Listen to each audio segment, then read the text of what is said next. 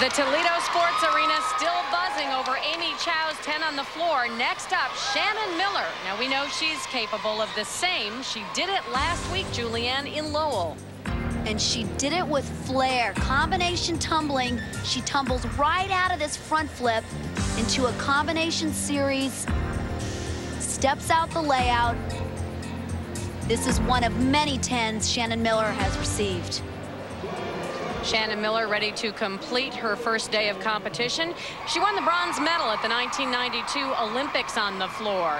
And we talked earlier about Dominique Moceanu's growth spurt. Well, Shannon can identify with that. She was 4-6 in Barcelona, 5-1 in Atlanta, but she has used that to give her more power in events like the floor.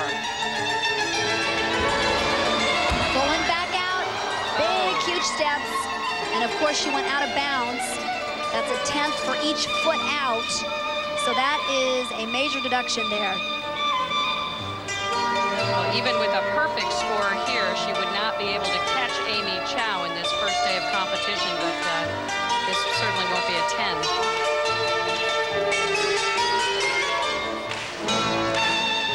Shannon Miller has a new book out.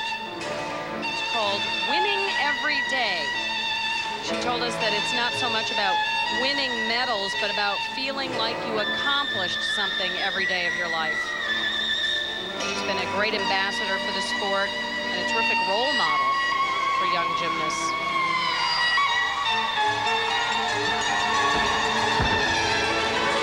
It's a whip half right into a front flip.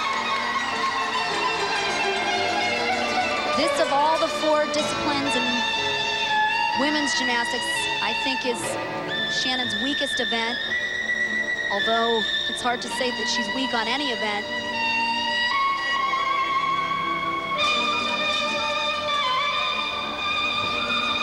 Front full twist.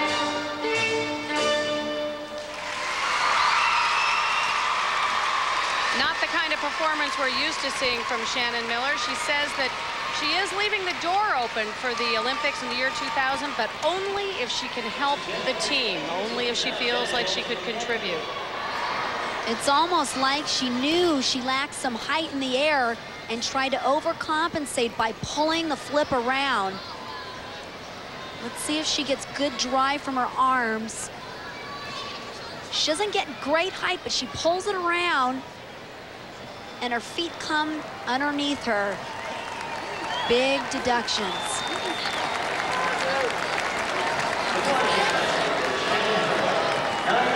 9.75 for Shannon Miller, and that will tie her with Moceanu for second. Last up on the floor now, Lilia Podkopayeva, affectionately called Lily Pod. She is the defending Olympic champion on the floor.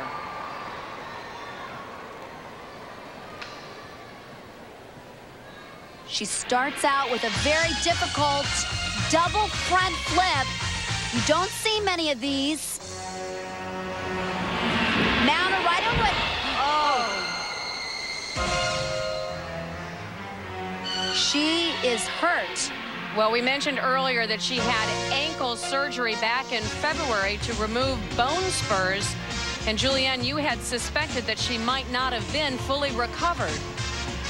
Well, she came back so quickly, and now she still seems like she's being very tentative on that foot. She can barely land on it. I'm surprised that she's continuing with this exercise.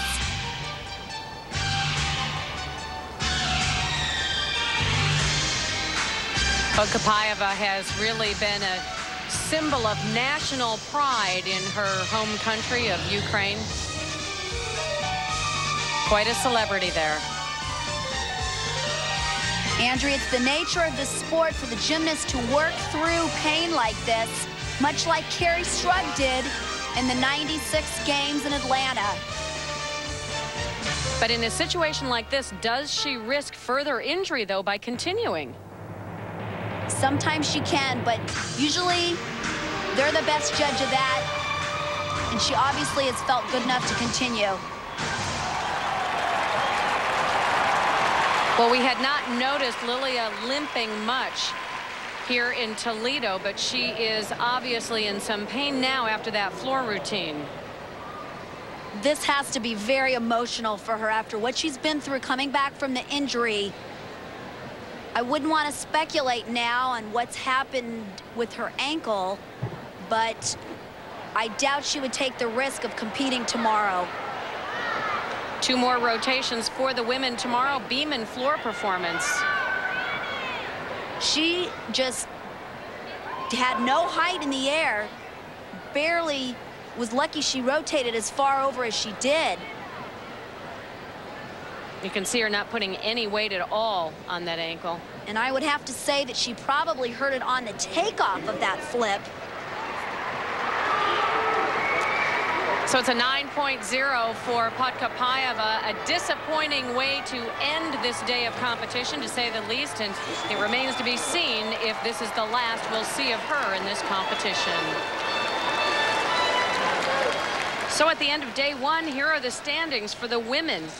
A very impressive performance by Amy Chow, 29.9 out of a possible 32 tens gives her the lead. Shannon Miller, faltering on the floor, finds herself in a tie for second with an improving Dominique Moceanu.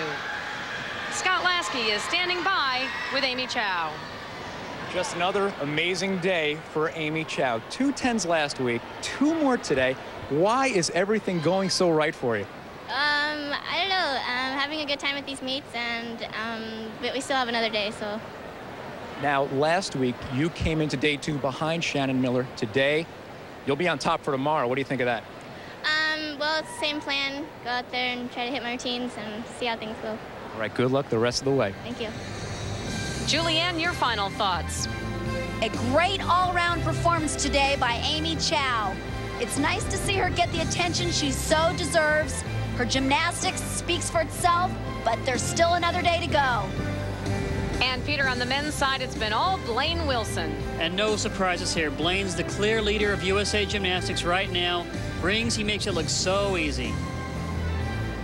And a reminder, tomorrow, the conclusion of the ERA World Professional Gymnastics Championships will crown the champions. Coming up next on CBS Sports, PBA Bowling, it's the Greater Detroit Open.